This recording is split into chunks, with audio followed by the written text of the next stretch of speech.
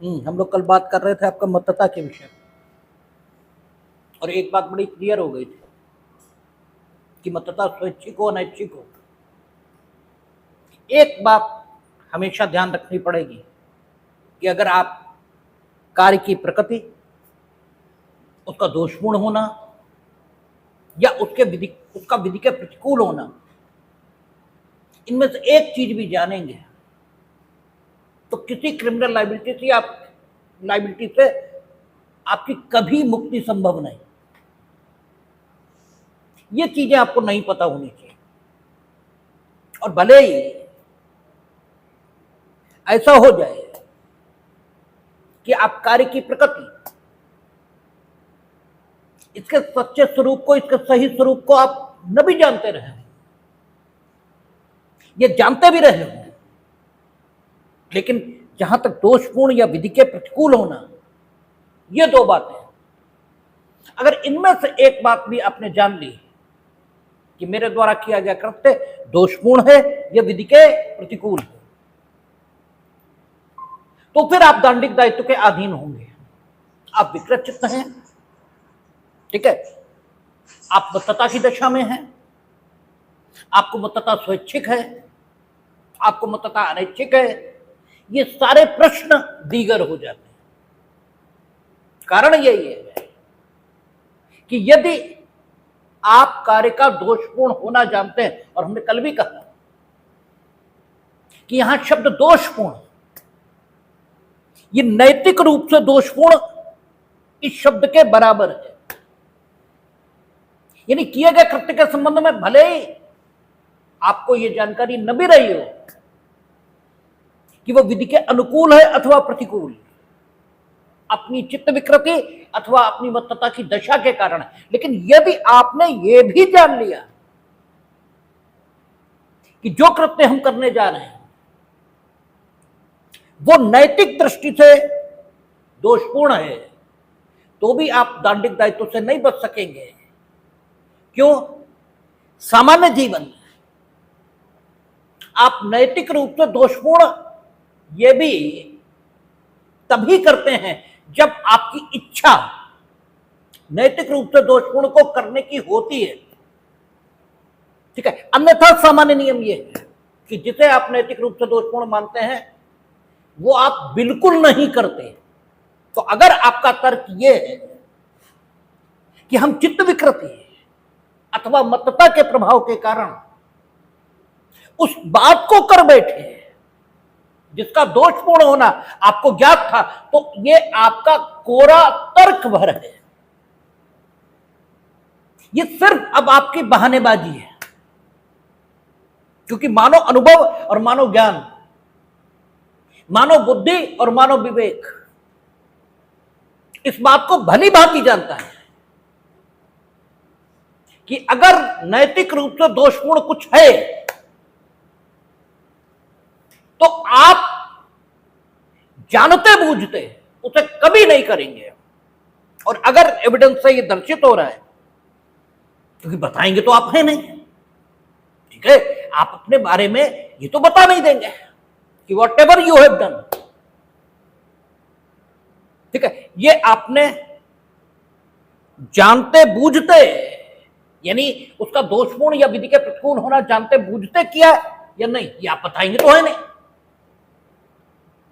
लेकिन जब आप नैतिक रूप से दोषपूर्ण कुछ करते हैं अपने सामान्य जीवन में, तो जो सावधानियां आप नैतिक रूप से दोषपूर्ण को समाज की नजर से बचाने के लिए उपयोग में लाते हैं, यदि वे सावधानियां आप उपयोग में ला रहे थे तो फिर ये साक्ष्य से दर्शित है कि जो कुछ आप कर रहे थे उसके बारे में नैतिक रूप से दोषपूर्ण होना आपको ज्ञात था। और नैतिक रूप से दोषपूर्ण होना यदि आपको ज्ञात था और आपने वो किया, तो फिर ये माना ही नहीं जा सकता कि आपने वो किसी प्रभाव में किया है, ठीक है, ये माना ही नहीं जा सकता, क्योंकि आपको ज्ञात था कि नैतिक रूप से दोषपूर्ण है। अब आपने स्वैच्छिक ढंग से जानबूझकर उस नैतिक रूप से दोषपूर्ण को किया है, तो भले ही आपके मन की दशा कुछ भी रही हो,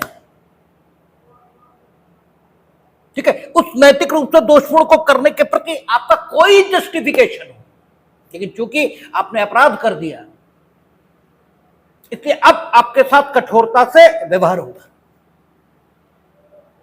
तो मत्तता हो, चित्त विकृति हो, इसकी दशा ऐसी होनी चाहिए कि आप कार्य की प्रकृति, उसका दोषपूर्ण होना या उसका विधि के प्रतिकूल होना कार्य के किए जाने के समय जानने में असमर्थ हो जाए। मत्तता स्वैच्छिक है, अनैच्छिक है, इस सबसे कोई लेना देना है ही नहीं। चित्त विकृति किस कारण से है, इससे कोई मतलब है ही नहीं। चित्त विकृति प्राकृतिक है, किस बीमारी के कारण है, आप लगातार नशा लेते रहे हैं, इस वजह से उत्पन्न हुई, कोई मतलब नहीं।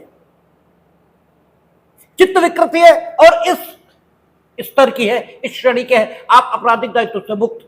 चित्त विकृति है किंतु इस श्रेणी की नहीं है, अब आप दंडिक दायित्व के अधीन है, ठीक है। चित्त विकृति इसी श्रेणी की होनी चाहिए।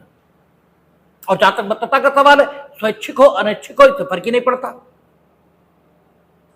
फर्क ही नहीं पड़ता कहने का तात्पर्य है कि स्वैच्छिक है अनैच्छिक है कुछ भी है, आप ये जानने की स्थिति में हो कि कार्य की प्रकृति क्या है, उसका वो दोषपूर्ण है, विधि के प्रतिकूल है अथवा अनुकूल। बस अब आप कार्य के निर्दोष अथवा दोषी होने के आधार पर उसे करने या न करने का निर्णय लीजिए। और यदि आपने ऐसा नहीं किया जानते बूझते, तो यह माना जाएगा कि आपने अपराध किया है और आप दंडिक दायित्व के अधीन होंगे। हां, अब यह दशा आ गई कि मत्तता का प्रभाव यह हुआ है कि आप कुछ भी जानने, सोचने और समझने में असमर्थ हो गए, अर्थात आप विशेष आशय और ज्ञान इसे धारित करने में असमर्थ हो गए, ठीक है। अब देखा जाएगा कि मत्तता जिस वस्तु से आपको हुई वो आपने स्वेच्छा से ली थी या आपकी जानकारी के बिना या आपकी इच्छा के विरुद्ध ये आपको दी गई थी, ठीक है। इस फर्क को करने की बजाय क्या बनेगी, सेक्शन 24 और इसके लेटर शब्द, यानी इसका जो उत्तरार्ध है, पूर्वार्ध नहीं, क्योंकि पूर्वार्ध में तो विधि के उस नियम की चर्चा हुई है जो सेक्शन 24 में इनेक्ट है। आप सेक्शन 24 को पढ़ेंगे तो वो दो भागों में बंटता दिखाई दे रहा है। एक भाग में विधि के उस नियम की चर्चा है जिसके बारे में सेक्शन 24 उपबंधित कर रहा है, और जो लेटर पार्ट है सेक्शन 24 का वो उस दशा के बारे में है जिस दशा में वो विधि का नियम काम करना प्रारंभ करेगा, जो उसके फार्मर पार्ट में वर्णित है। आप देखें क्या कहता है, उन दशाओं में जहां की किया गया कोई कार्य अपराध नहीं होता जब तक कि वह किसी विशिष्ट ज्ञान या आशय से न किया गया हो, ठीक है। कोई व्यक्ति जो वह कार्य मत्तता की हालत में करता है इस प्रकार बरते जाने के दायित्व के अधीन होगा मानो उसे वही ज्ञान था जो उसे होता। यहां तक विधि के नियम की चर्चा हुई है, अब उस दशा की चर्चा कर रहा है जिस दशा में यह नियम लागू होगा। यदि वह मत्तता में न होता जब तक कि वह चीज जिससे उसे मत्तता हुई थी उसे उसके ज्ञान के बिना या उसकी इच्छा के विरुद्ध, ठीक है, न दी गई हो, यानी अगर उसे उसके ज्ञान या इच्छा के विरुद्ध दी गई है तो ऊपर वाली बात लागू ही नहीं होनी, ठीक है ना। तो वो इस प्रकार बरते जाने के दायित्व के अधीन होगा ही नहीं कि उसे वही ज्ञान था, ठीक है। इसका मतलब यह हुआ कि यदि उसने स्वैच्छिक मत्तता की है, अपनी इच्छा से मत्तता की है, तो फिर वो इस प्रकार बरते जाने के दायित्व के अधीन होगा मानो उसे वही ज्ञान था जो उसे होता यदि वह मत्तता की हालत में न होता। ठीक है ना। तो अगर यह दशा आई कि मत्तता के कारण आप ऐसी दशा में पहुंचे जहां आप कार्य की प्रकृति आदि के बारे में अनुमान लगा पाने में असमर्थ हो रहे हैं, ठीक है, और मत्तता आपकी स्वैच्छिक है, अपनी इच्छा से आपने मत्तता ये उत्पन्न की है, आपकी इच्छा के विरुद्ध या आपकी जानकारी के बिना, तब तो कोई बात ही नहीं। अगर इस लेवल पर मत्तता आ गई कि कार्य की प्रकृति आदि आप जान ही नहीं सकते, तो ऊपर वाला शिक्षण है 23, उसके मुताबिक आप लगभग उसी दशा में, लगभग क्या नहीं उस दशा में, लगभग शब्द का प्रयोग ही गलत, क्योंकि लिखा ही वही है, जो 84 की स्थिति या 22 की स्थिति वही आपकी दायित्व से पूर्णतः मुक्त, लेकिन स्वैच्छिक मत्तता है। स्थिति यह है, ये स्वैच्छिक मत्तता, यानी आपकी इच्छा के विरुद्ध या आपकी जानकारी के बिना आपको वो चीज दी गई हो, ऐसा नहीं है। अब सेक्शन 24 का नियम ये लागू होगा, और सेक्शन 24 का नियम ये कह रहा है कि अगर वो काम जिसे अपराध के तौर पर आप पर आरोपित किया गया है विशेष आशय या विशेष ज्ञान से किए जाने के कारण ही अपराध है, ठीक है, तो आप में ज्ञान की कल्पना कर ली जाएगी, ठीक है, आशय की कल्पना नहीं होगी। और क्योंकि ज्ञान की कल्पना होगी, इसलिए ज्ञान होने के आधार पर जिस प्रकार का और जिस श्रेणी का आपराधिक दायित्व आप पर अधिरोपित किया जा सकता होगा, उस प्रकार का, उस श्रेणी का आपराधिक दायित्व आप पर अधिरोपित किया जाएगा। यानी स्वैच्छिक मत्तता की दशा में आपको पूर्ण मुक्ति नहीं मिलेगी, भले ही आप ऐसी दशा में आ गए जहां आप किसी प्रकार का आशय या ज्ञान धारित करने में भी असमर्थ हो रहे हैं, क्योंकि कुछ गलती तो आपने की है, आप स्वैच्छिक मत्तता किए हुए, लेकिन फिर भी उस व्यक्ति के दायित्व से आपका दायित्व कम रहेगा, ठीक है, जो जानबूझकर आशयपूर्वक, यानी मत्तता उसे उस लेवल की भी नहीं हुई, वो विभिन्न मनोभावों को धारण करने में समर्थ बना हुआ है और उसने जानबूझकर ऐसा कार्य किया जो विशेष आशय या विशेष ज्ञान को किए जाने के कारण अपराध, तो उससे आपका दायित्व कम रहेगा, लेकिन आप पर दायित्व नहीं होगा, ऐसी स्थिति नहीं है, यह रहेगा। अब हम लोग बात करेंगे सम्मति की। नॉर्मल कोर्स यह है कि वॉलंटी नॉन फिट इंजूरिया, यह एक सूत्र है जो दीवानी दायित्व के संबंध में लागू होता है,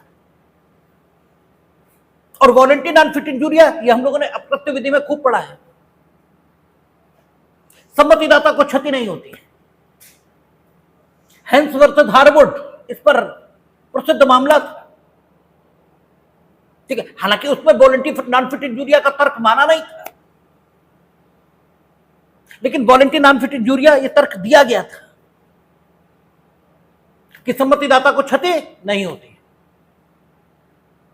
कुछ हद तक लिमिटेड, ठीक है, बहुत सीमित अर्थों में।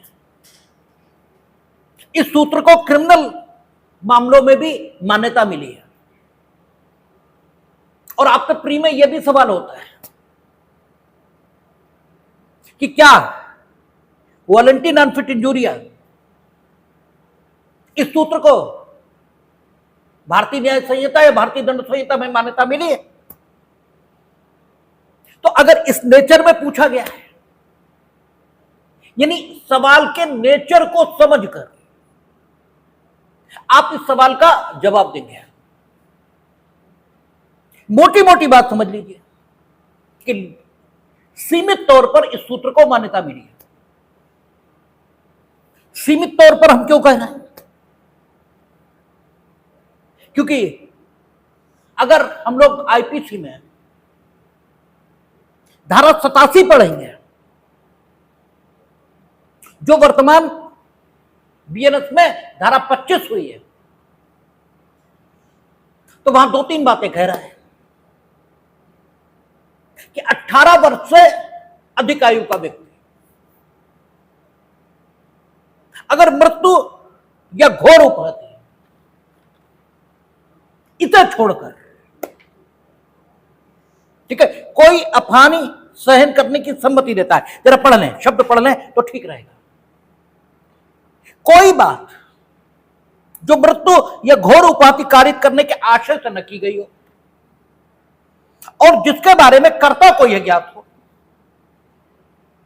ठीक है, कर्ता को यह ज्ञात न हो, कर्ता को यह ज्ञात न हो कि उससे मृत्यु या घोर उपाधि कारित होना संभाव्य है, किसी ऐसी अपहानि के कारण अपराध नहीं है जो उस बात से 18 वर्ष से अधिक आयु के व्यक्ति को, जिसने वह अपहानि सहन करने की चाहे अभिव्यक्त चाहे विविक्षित सम्मति दे दी हो, कारित हो या कारित होना कर्ता द्वारा आशयित हो, अथवा जिसके बारे में कर्ता को ज्ञात हो कि वह उपर्युक्त जैसे किसी व्यक्ति को, उपर्युक्त जैसे किसी व्यक्ति को यानी 18 वर्ष या उससे अधिक आयु के व्यक्ति को, जिसने अभिव्यक्ति अभिविक्षित सम्मति दे दी है, उपर्युक्त व्यक्ति इन अर्थों में पढ़ा जाएगा। कहता है ज्ञात हो कि वह उपर्युक्त जैसे किसी व्यक्ति को, जिसने उस अपहानि की जोखिम उठाने की सम्मति दे दी है, उस बात द्वारा कारित होना संभाव्य हो। उसने क्या कहा? उसने कहा कोई बात अपराध नहीं है, ठीक है, कोई बात जो मृत्यु या घोर उपहति कारित करने के आशय से न की गई हो। इसका मतलब उपहति कारित करने के आशय से की गई है, ठीक है, तो अपराध नहीं है। मृत्यु या घोर उपहति कारित करने के आशय से न की गई हो, प्रतिबंध यह लगाया, यानी सीमित प्रवर्तन दिख रहा है। वॉलंटियर नॉन फिट इंजुरिया, वहां कहता है सम्मतिदाता को क्षति नहीं होती, यानी क्षति किसी भी विस्तार तक हो जाए, अगर आपने सम्मति दे रखी है तो आपको क्षति नहीं हो सकती। सूत्र अपने में बिल्कुल स्पष्ट है, लेकिन वो कहां लागू होता है? अपकृत्य विधि के क्षेत्र में, दीवानी दायित्व के संबंध में, यानी दीवानी दायित्व उसके संबंध में पूर्ण मुक्ति यह मिली हुई है, सम्मतिदाता को क्षति होती ही नहीं। आपने सम्मति दी, अब आपको क्षति नहीं होगी। यहां उसने ये नहीं कहा अगर आपने मृत्यु या घोर उपाधि यह कारित की, अब किसी की सम्मति है नहीं है इससे मतलब ही नहीं, बात ही खत्म हो गई। सेक्शन 25 का कोई एप्लीकेशन ही नहीं है। 18 वर्ष से कम आयु का है, ज्यादा का है, इससे कोई लेना ही देना नहीं है, क्योंकि पहली लाइन में उसने कह दिया कोई बात अपराध नहीं। ठीक, कौन सी बात अपराध नहीं? जो आगे लिखी है, कोई बात अपराध नहीं जो मृत्यु या घोर उपहति कारित करने के आशय से न की गई हो और जिसके बारे में कर्ता को ज्ञात भी न हो कि उससे मृत्यु या घोर उपहति कारित होना संभाव्य, जानकारी नहीं होनी चाहिए। दोनों बातें, न तो मृत्यु या घोर उपाधि कारित करना आशयित है, उपाधि कारित करना आशयित है, उपाधि नहीं कह रहा वो, उसने स्पेसिफिक वर्डों का प्रयोग किया है, उसने स्पेसिफिक शब्द इस्तेमाल किए, उसने कहा मृत्यु या घोर उपाधि कारित करना अगर आशयित है, कोई बात अपराध नहीं है जो मृत्यु या घोर उपाधि कारित करने के आशय से न की गई हो। इसे ऐसे भी पढ़ सकते कि कोई बात अपराध है अगर वो मृत्यु या घोर उपाधि कारित करने के आशय से की गई है। इसे ऐसे भी तो पढ़ेंगे और इसे ऐसे भी पढ़ेंगे कोई बात अपराध नहीं है जो उपाधि कारित करने के आशय से की गई है। इसे ऐसे भी पढ़ेंगे और कानून की बस यही विशेषता है कि उसे पढ़ने के कई ढंग होते हैं, और जब तक आप पढ़ने के सारे ढंगों से सेक्शन को पढ़ना नहीं सीखते तब तक आपने बेयर पढ़ना सीखा है ये नहीं कहा जा सकता। और सबसे शानदार चीज, कानून की दुनिया में बेयर पढ़ नहीं है। आज हमारी कोर्ट में सेक्शन 34 पर आर्गुमेंट हो रहा है, अभी हमने वो जवाब नहीं दिया, जवाब मेरे जवाब का नंबर कल होगा। जो डिफेंस लॉयर है उनका कहना है कि सेक्शन 34 यह कहता है कि जबकि एक अपराधी कृत्य कई सारे लोगों ने अपने सबके सामान्य आशय के अग्रसरण में किया है, इस बात का मतलब यह निकलता है कि प्रत्येक को प्लेस ऑफ अकरेंस पर उपस्थित होना चाहिए, यह उनका कहना है, जबकि यह बिल्कुल गलत है। हम लोगों ने पढ़ा था और वहां सिर्फ इतना कहा कि शारीरिक हिंसा के मामलों में अक्सर ऐसा होता है कि सारे के सारे प्लेस ऑफ अकरेंस पर उपस्थित होते हैं, अक्सर। यह जरूरी नहीं है, शारीरिक हिंसा के मामलों में भी है, जो कोई यूनिवर्सल रूल है ऐसा कुछ भी नहीं है, क्योंकि डेफिनेशन में ऐसा कोई प्रतिबंध आया ही नहीं। वहां तो सीधे कहा जब दो या दो से अधिक लोग अपने सबके सामान्य आशय के अग्रसर में कोई आपराधिक कृत्य करते हैं, यानी आपने कितना छोटा आपराधिक कृत्य किया है, अगर वो कॉमन इंटेंशन के फर्दरेंस में है, बात खत्म हो गई। कोई जरूरी नहीं है कि आप प्लेस ऑफ अकरेंस पर हो ही, ऐसा कतई जरूरी नहीं। ठीक है, तो कानून की दुनिया में सिर्फ देर पढ़ना ही महत्वपूर्ण बात है। यहां क्या कह रहा है? कह रहा कोई बात अपराध नहीं है जो मृत्यु या घोर उपाधि कारित करने के आशय से न की गई हो, और जिसके बारे में कर्ता को यह ज्ञात भी ना हो। कर्ता यानी जो कारित कर रहा है, ठीक है ना, उसे ज्ञात भी ना हो कि मेरे इस कार्य से मृत्यु या घोर उपाधि कारित होना संभाव्य, ठीक है ना। और उस कार्य के प्रति 18 वर्ष या उससे अधिक आयु के व्यक्ति ने अपनी सम्मति यह भी दे रखी है, ठीक है। तो कहता है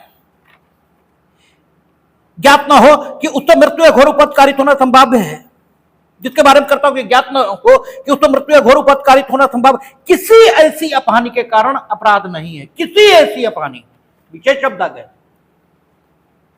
किसी ऐसी अपहानि के कारण अपराध नहीं है जो उस बात से 18 वर्ष से अधिक आयु के व्यक्ति को, जिसने वह अपहानि सहन करने की चाहे अभिव्यक्त और चाहे विविक्षित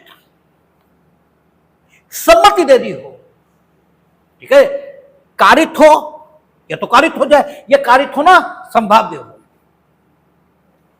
ठीक है, या कारित करना कर्ता द्वारा आशयित हो,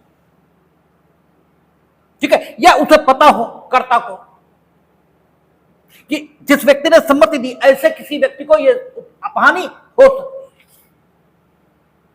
ऐसी कोई अपहानि है, यानी कार्य का कर्ता एक ऐसी दशा में काम कर रहा है, कौन सा? ऐसा जो काम घोर उपाधि या मृत्यु कारित करने के आशय से नहीं किया गया, भले ही उपाधि कारित करने के आशय से किया भी गया है। यह भी हो सकता है कि उसने कार्य उपाधि कारित करने के आशय से भी न किया हो, यह भी संभव है। और यह भी संभव है कि उसने उपाधि कारित करने के आशय से किया हो, यह भी संभव है।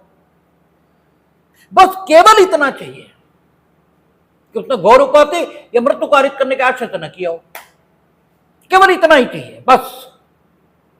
और उसे जानकारी भी नहीं होनी चाहिए कि मेरे इस कार्य से मृत्यु या घोर उपाधि हो सकती है, और इस काम के प्रति किसी व्यक्ति ने 18 वर्ष या उससे अधिक आयु का, अपनी सम्मति दे रखी हो कि यदि इस कार्य के किए जाने के परिणाम स्वरूप हमें कोई अपहानि होती है तो उसे सहन करने के लिए हम सहमत हैं। और यह सम्मति चाहे उसने अभिव्यक्त दी हो चाहे विविक्षित, ठीक है, चाहे अभिव्यक्त चाहे विविक्षित। और कार्य के कर्ता ने इस व्यक्ति को जिसने सम्मति दी है इस प्रकार की अपहानि, इस प्रकार की उपहति कारित करने का साक्षय प्रयत्न किया, जो मृत्यु या घोर उपाधि न तो कारित कर सकती थी, न उसे कारित करना आशय था, और न इसकी जानकारी के मुताबिक कारित कर सकती थी। अब भले ही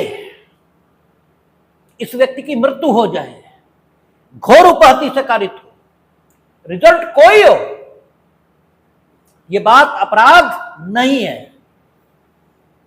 ठीक है, यह बात अपराध है ही नहीं। 300 के जब सबसेक्शंस में पहुंचेंगे हम, 300 के एक्सेप्शंस में, वहां 300 का एक्सेप्शन 5 आएगा,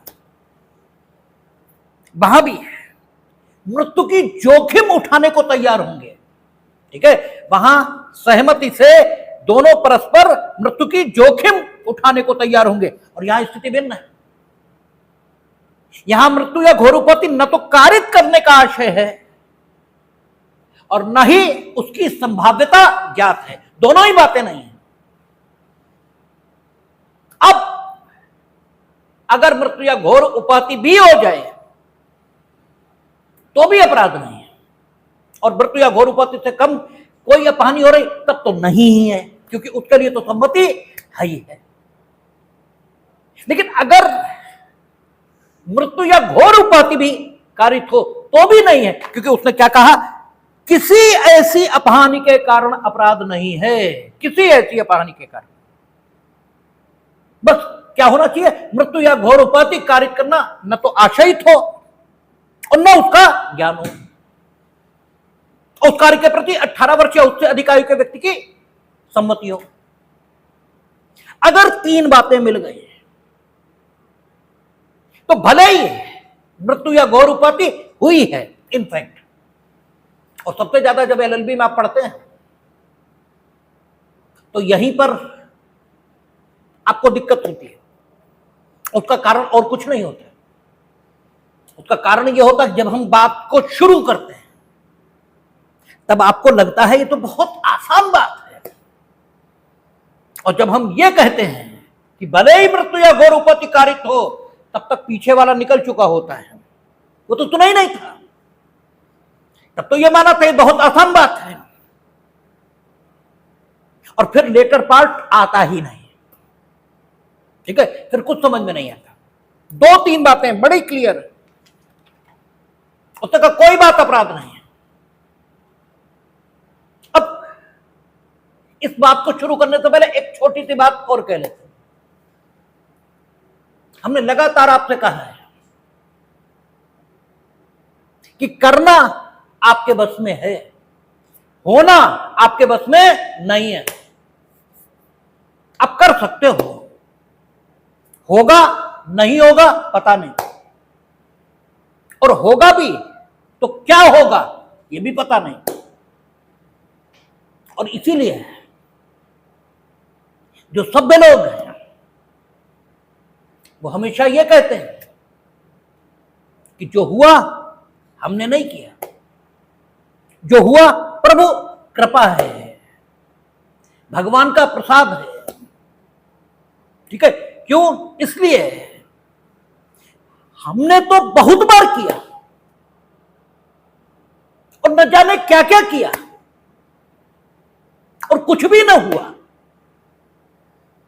और उलट हुआ, जो हमने करना चाहा वो तो हुआ ही नहीं, और न जाने क्या हुआ। तो इसका मतलब यह हुआ कि इस बार अगर मेरा चाहा हो गया तो डेफिनेटली ये मेरा प्रयास नहीं है, ये निश्चित रूप से मेरा प्रयास नहीं। मेरा प्रयास होता तो फिर हम जब चाहते और जो चाहते सो कर पाते, और ऐसा हम कभी नहीं कर पाए। इसलिए अगर बिल्कुल सत्य भाषण करें तो फिर जो हुआ, अगर दुर्घटना ईश्वर ने की है तो जो घटना घटी है वो भी ईश्वर ने ही घटित की है, उसमें भी मेरा कोई रोल नहीं है, वो भी ईश्वर की ही कृपा से हुई। हमारे जो सरकारी वकील लोग हैं, वो जब किसी मुकदमे में सजा होती है, ये बड़ी बेवकूफी की बात है, ठीक है, उसने अपना किया पाया है, जो हुआ हुआ। एज ए, ठीक है, आदमी हमें उसकी स्थिति के प्रति करुणा यही रखनी चाहिए। लेकिन वो लोग बड़ा दावा करते हैं सत्य में जयते, और साहब जीत गए, ऐसा वैसा। तो हम कई बार पूछा करते हैं कि फिर जब छूट गया, ठीक है, जब छूट गया और डीएम साहब तुम्हें हड़काते हैं कि कैसे छूटा, तो फिर तो डीएम साहब की बात ठीक है, क्योंकि अगर जिताया तुमने तो हराया किसने? ठीक है, बातें तो दोनों रहेंगी ना।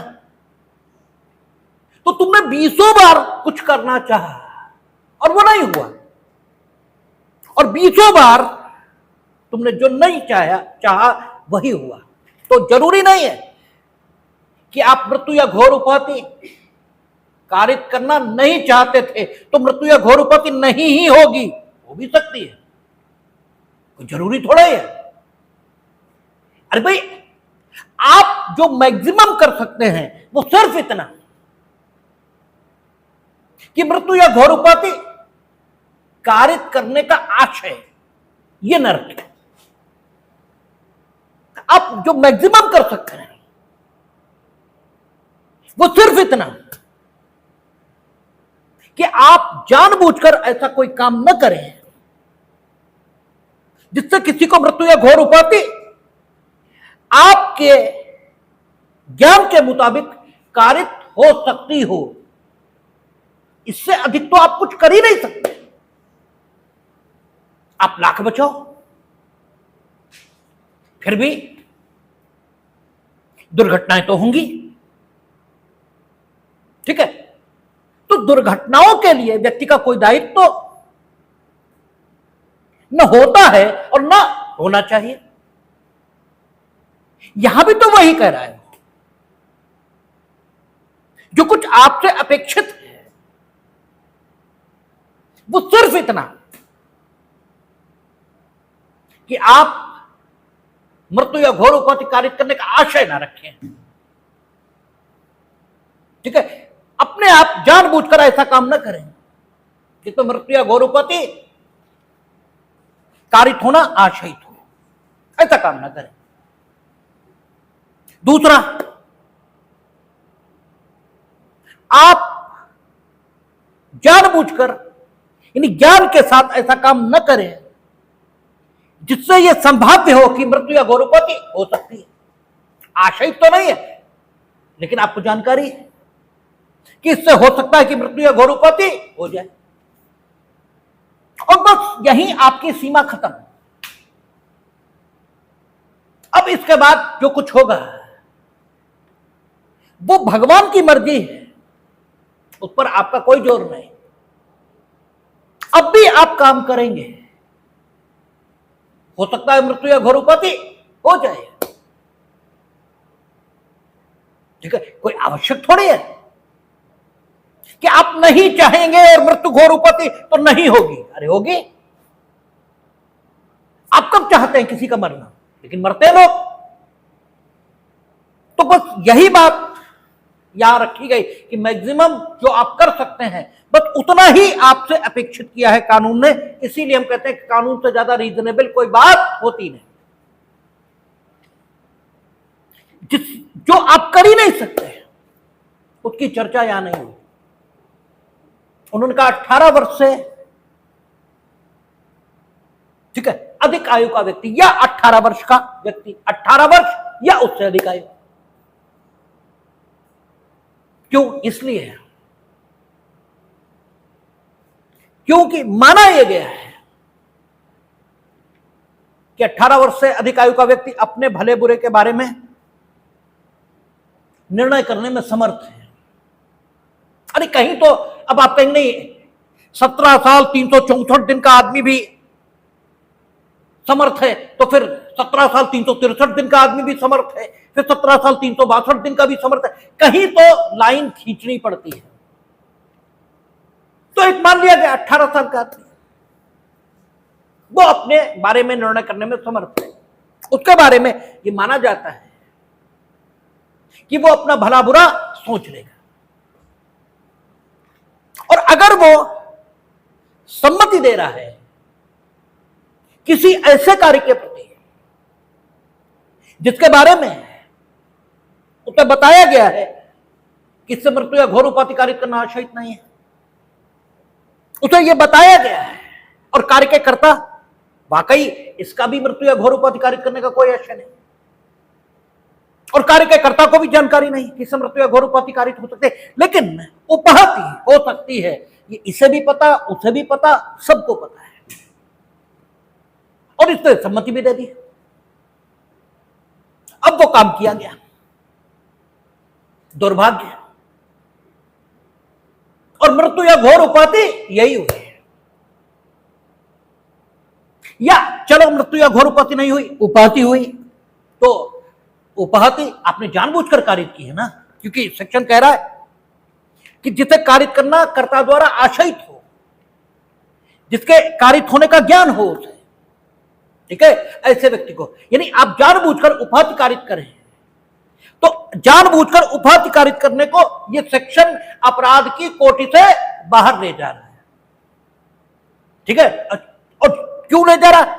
इसलिए क्योंकि आगे जब हम लोग बढ़ेंगे तो जानबूझकर उपाधि यानी स्वेच्छा उपाधि कारित करना अपराध है,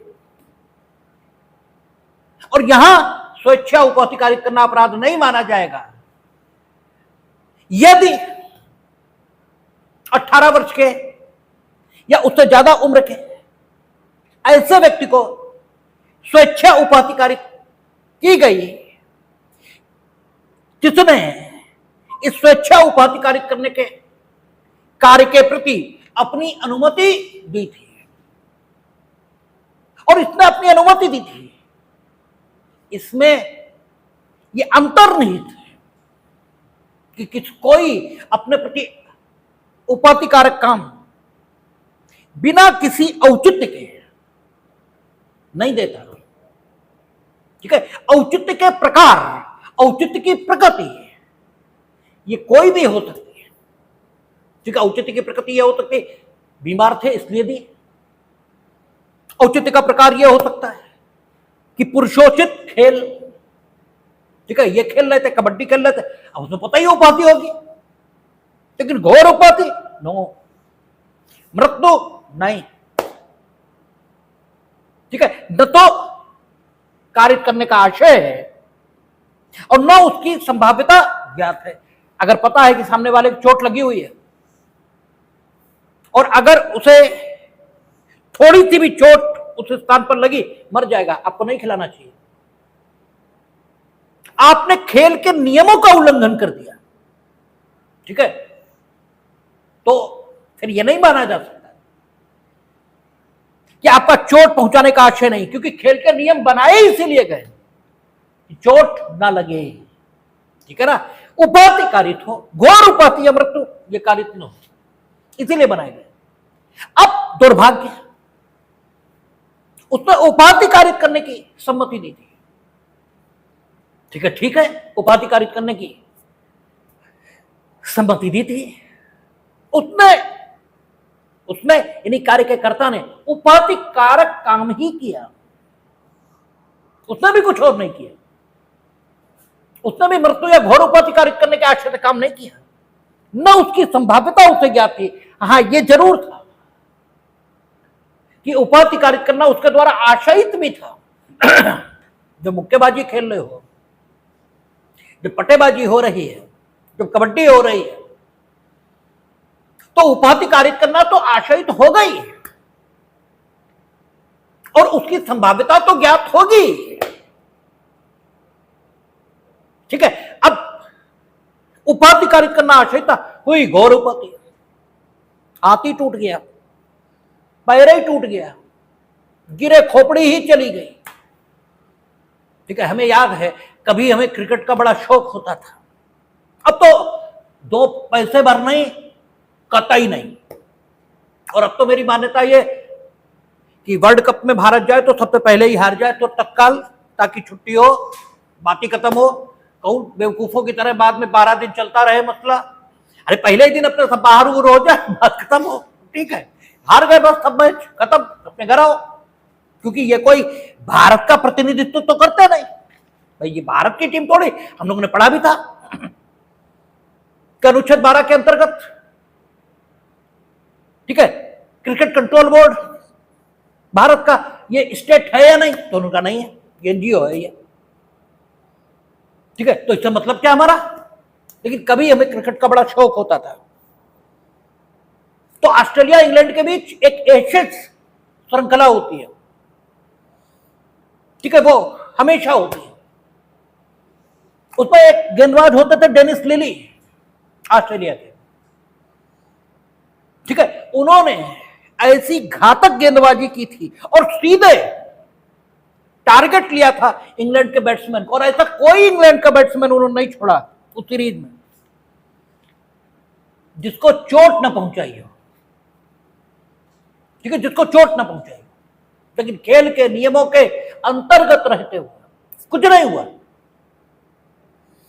ठीक है, हालांकि वहां भारतीय दंड संहिता लागू नहीं हो रही थी, ये सही है, लेकिन हमने आपसे कहा कि कानून के सिद्धांत वर्ल्ड वाइड एक जैसे ही रहते हैं। कि कानून के सिद्धांत नहीं बदलते, वो सब जगह एक जैसे होते।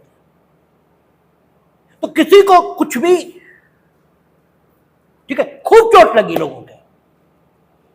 पहले मैल्कम मार्शल, गार्नर होल्डिंग्स ये होते थे, उनके सामने केवल गावस्कर खिलाड़ी ऐसे थे जो बिना हेलमेट के आते थे, बाकी कोई बिना हेलमेट के उनके सामने नहीं आता था। और सैकड़ों लोगों के चोट लगी, सैकड़ों के चोट लगी। और आप देखते ही हैं जो क्रिकेट में आते हैं, हेलमेट लगा है, ये सारी चीजें, ग्लव्स पहने हैं, पैड बांधे हैं, इसके बाद भी चोट लगती है। ठीक है, लेकिन आपने अभिव्यक्ति या विविक्षित सम्मति दे दी जब आप पिच पे आ गए। आप पिच पे आए, विविक्षित सम्मति दी है आपने। क्यों आए पिच पे, किसी ने बुलाया? आप बॉक्सिंग के रिंग में उतर गए, अभिव्यक्त सम्मति आपने नहीं दी, लेकिन विविक्षित दी है। विविक्षित मतलब थ्रू कंडक्ट, आपने आचरण के माध्यम से सम्मति दे दी। और जब आचरण के माध्यम से आपने सम्मति दी, अब तो मुक्केबाजी होगी, लेकिन मृत्यु पारित करने का आशय नहीं, गौरव को पारित करने का आशय नहीं, और न उसकी संभाव्यता ज्ञात। यानी ये भी नहीं कि वो बिना ग्लव्स के आ गया या हेलमेट नहीं लगाया, तो आपको कहना चाहिए हेलमेट लगाओ। ठीक है, अब गावस्कर जैसा है वो नहीं लगाता, ठीक है, और बिना हेलमेट के खड़े हैं। तो खेल का कोई ऐसा नियम भी नहीं है कि हेलमेट लगेगा।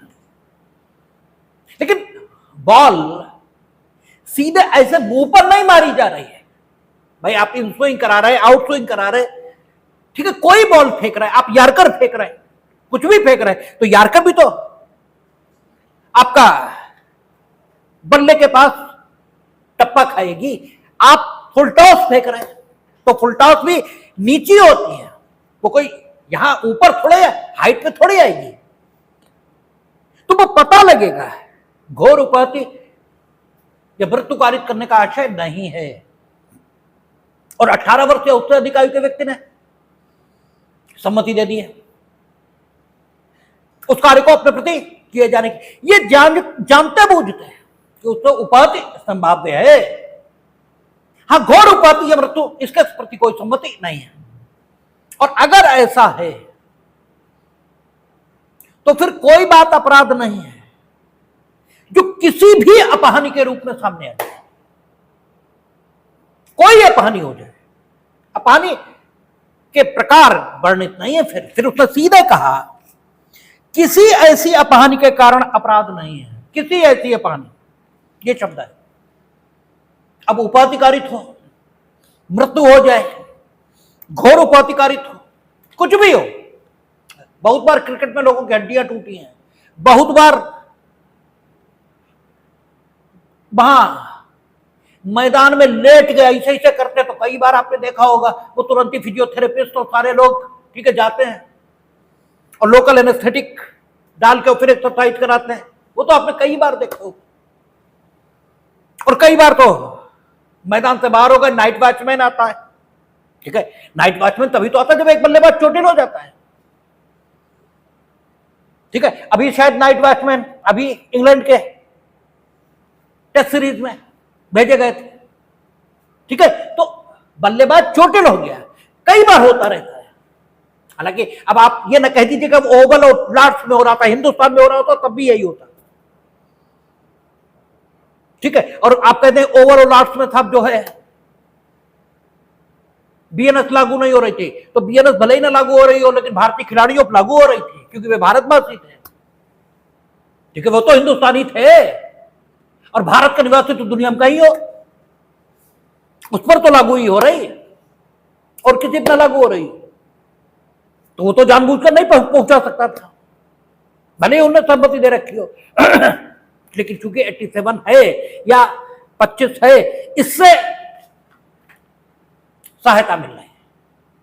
आपने अपहानिकारक कृत्य जानबूझकर किया, आशयपूर्वक किया, आपको मालूम था इससे अपहानि होगी, उस व्यक्ति के प्रति किया जो 18 वर्ष का है या उससे अधिक, उसने सम्मति दी थी। आप अपराध नहीं कर रहे क्योंकि शुरुआत में उसने कहा कोई बात अपराध नहीं, लेकिन आपसे अपेक्षित यह है कि आप जानबूझकर मृत्यु या घोर उपाधि इस सम्मति के बहाने उसे कार्य न करो। आपसे अपेक्षित यह है कि जानबूझकर ज्ञानपूर्वक ऐसा कोई काम न करो कि उसे मृत्यु या घोर उपाधि हो सकती हो, ये जानकारी आप में हो जाए तो भैया होने को तो दुनिया में कुछ भी होगा, ठीक है। तब आपकी सहायता ये सेक्शन करेगा कि, और तब सेक्शन कहेगा कि ऐसी किसी अपहानि के कारण ये अपराध नहीं है, ऐसी किसी अपहानि के कारण, अपहानि का नेचर कुछ भी हो, कुछ भी हुआ हो, कोई अपराध नहीं हुआ। हो सकता केवल उपाधि हो तब भी नहीं हुआ, हो सकता घोर उपाधि हो जाए तो भी नहीं हुआ, हो सकता मृत्यु हो जाए तो भी नहीं हुआ। 300 के एक्सेप्शन में नहीं जाएगा, हालांकि अभी आपने 300 पढ़ी नहीं, ठीक है, और 300 के एक्सेप्शन जाने हैं, लेकिन हम यहीं से कहते चलना है लगातार क्योंकि 300 के एक्सेप्शन में स्थिति एकदम अलग होगी। वहां वयस्क व्यक्ति जानबूझकर मृत्यु की जोखिम उठाएंगे, ठीक है। जरा देखें 103 100 है, 103 है। 103 का आपका स्पष्टीकरण क्या कह रहा है? 5वां, हाँ, अपवाद पर आपराधिक मानववध हत्या नहीं है यदि वह व्यक्ति जिसकी मृत्यु कारित की जाए 18 वर्ष से अधिक आयु का होते हुए अपनी सम्मति से मृत्यु सहन करे। यहां सम्मति दाता को ही पता है कि मृत्यु कारक काम मेरे प्रति किया जा रहा है, ठीक है, और कार्य का कर्ता भी जानबूझकर मृत्यु कारक काम कर रहा है, यहां जानबूझकर नहीं कर रहा है। दिस इज द डिफरेंस, ठीक है, which must be kept by you in your minds। और तब चीजें एकदम अलग अलग दिखती हैं और तब कानून पढ़ने में आनंद आता है, ठीक है। अन्यथा कानून में घालमेल दिखता है, घालमेल दिखता है। और जो हमने कहा कि 18 वर्ष या उससे अधिक आयु का व्यक्ति अपहानि सहन करने की सम्मति दे रहा है, इसमें यह अंतर्निहित है कि किसी न्यायोचित कारण से वो अपहानि सहन करने की सम्मति दे रहा होगा, तो यह भी हमने निराधार नहीं कहा। निराधार इसलिए नहीं कहा क्योंकि हमने आपसे कई बार कहा कि सेक्शन इसे दृष्टांत द्वारा अभिव्यक्त नीति के मुताबिक पढ़ा जाएगा। विधायिका यही चाहती है और इसीलिए उसने दृष्टांत बनाया है। तो आप दृष्टांत देखें क्या कहता है। का और या आमोदार्थ परस्पर आपस में पटेबाजी करने को सहमत होते हैं, यानी एक न्यायोचित कारण है। आमोदार्थ हमने आपसे सुबह भी कहा कि मजा यही आदमी के जीवन का लक्ष्य है। ठीक है, आदमी के जीवन का लक्ष्य सिर्फ और सिर्फ मजा प्राप्त करना ही है। उसे भले ही आप आनंद कह लो, ठीक है, मजे को आप आनंद कह लो। और सार्वकालिक रूप से जब आप आनंद प्राप्त कर लेते हो तो आपने भगवान को प्राप्त कर लिया, ऐसा माना जाता है। इसीलिए भगवान का नाम क्या रखा? सच्चिदानंद। ठीक है, जो सत्य स्वरूप में आपके चित्त को आनंद दे वो सच्चिदानंद है। ठीक है ना। और भगवान की प्राप्ति यही मानव जीवन का लक्ष्य है। ठीक है ना। तो आनंद की खोज ये सभी सभ्यताओं में जीवन का लक्ष्य रहा है। जरूरतों की पूर्ति ये जीवन का लक्ष्य नहीं रहा। जरूरतों की पूर्ति सिर्फ पीड़ा का अंत करता है। जरूरत की पूर्ति इससे ज्यादा कुछ नहीं करता है। जरूरत की पूर्ति आपकी पीड़ा का अंत करता है, लेकिन आनंद गैर जरूरी देता है। आनंद हमेशा गैर जरूरी देगा। पिक्चर देखना जरूरी नहीं है, गैर जरूरी है, वो आनंद देता है। गजल सुनना जरूरी नहीं है, गैर जरूरी है, वो आनंद देता है। वायलिन बजाना जरूरी नहीं है, गैर जरूरी है, वो आनंद देता है। दुनिया में जो गैर जरूरी है आनंद वही देता है। और इसीलिए भगवान से ज्यादा गैर जरूरी चीज दूसरी है ही नहीं। ठीक है, तो जब आप भगवान को प्राप्त करने की कोशिश करते तो एकदम गैर जरूरी चीज प्राप्त करने की कोशिश करते।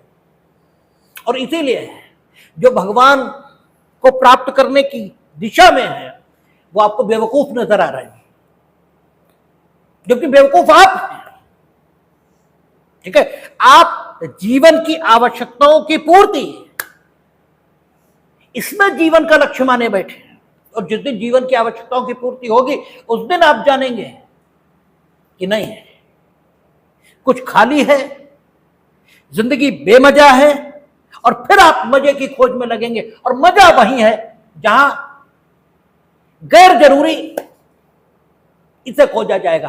तो गैर जरूरी पट्टेबाजी गैर जरूरी है, खेल गैर जरूरी है। खेल जरूरी नहीं है, खेल गैर जरूरी है, लेकिन मजा उसी में है, आनंद उसी में है। लेकिन ठीक है, सार्वकालिक रूप से आनंद नहीं है उसमें, लेकिन फिर भी आनंद के कुछ क्षण उसी में है। और व्यक्ति ने आनंद की खोज के लिए खेलों की खोज की। और दुनिया में चाहे सिंधु घाटी की सभ्यता हो, चाहे लोथल हो, चाहे कोई हो, चाहे बेबीलोन की सभ्यता हो, मेसोपोटामिया कोई हो, सब जगह विभिन्न खेलों का वर्णन आता है कि आदमी ने खेल खेले। ठीक है, इसका मतलब यह हुआ कि खेलना मानव जीवन का एक लक्ष्य और एक न्यायोचित कारण है। एक न्यायोचित कारण है, एक जस्टिफाइड रीजन है। ठीक है, थोड़ी अपहानी सहन करने का। ठीक है, अगर आप अननेसेसरी अपहानी सहन करने की अनुमति दे रहे हो, अननेसेसरी, ठीक है, जैसे कुछ दिन पहले लिव इन रिलेशन में फ्रिज में मिलने की घटनाएं हुई थी। ऐसी कई घटनाएं आई जिसमें लिव इन के पार्टनर्स को चाकुओं से काट कर फ्रिज में रख दिया गया। और उनके बारे में जो बताया गया था, जो छपा मीडिया में, उसमें यह छपा कि दोनों पक्ष, ठीक है, जीवित रहते हुए उस प्रकार की क्रियाओं में जिसके लिए वे लिव इन में रहते थे, ठीक है, एक दूसरे को क्षति पहुंचाने में, एक दूसरे को चोट पहुंचाने में, ठीक है, मजे का अनुभव करते थे। ये जस्टिफाइड नहीं है, इसमें मुकदमा लिख जाएगा। ठीक है, ये उपाधि कारित करना है। यहां 87 नहीं काम देगी, यहां 25 काम नहीं देगी। क्यों नहीं देगी? क्योंकि दृष्टांत है। आमोदार्थ मतलब आमोदार्थ होता है, और कानून हमेशा ऑब्जेक्टिव स्टैंडर्ड से पढ़ा जाएगा, सब्जेक्टिव नहीं। आप ये नहीं कह सकते कि हमें इस काम में मजा आता था, तो तुम्हें तो जाने का मजा आने लगेगा, तो तुम्हारी नहीं। ऑब्जेक्टिवली जिन कामों में सबको मजा आता है, ठीक है ना। तो justified, if there is a justified reason for giving the consent by a person who has been completed the age of 18 years, ठीक है, जिसने 18 वर्ष की आयु पूरी कर ली है, एक जस्टिफाइड रीजन से जब कुछ अपहानि सहन करने की सहमति दे, और किसी व्यक्ति द्वारा उस व्यक्ति को कोई अपहानि जानबूझकर कारित करने के आशय से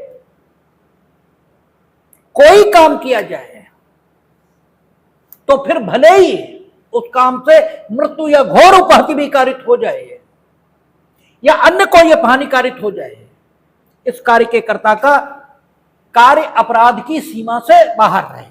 लेकिन इसका कार्य अपराध की सीमा में होगा यदि सम्मतिदाता की आयु 18 से कम थी,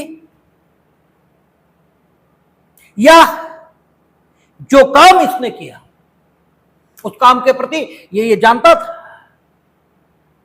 कि मेरे इस काम से संबंधित व्यक्ति की मृत्यु या उसकी घोर उपाधि उसे हो सकती है, या फिर उसे कारित करने का आशय ही था,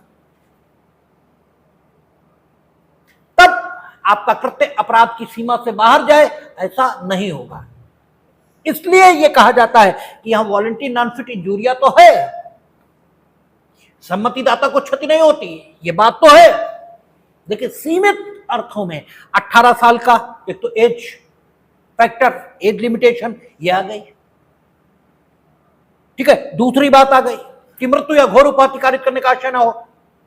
अगर मृत्यु या घोर उपाधि कारित करने का आशय, तो फिर अपवाद का एप्लीकेशन, एक्सेप्शन का विस्तार यह ही नहीं, ठीक है ना।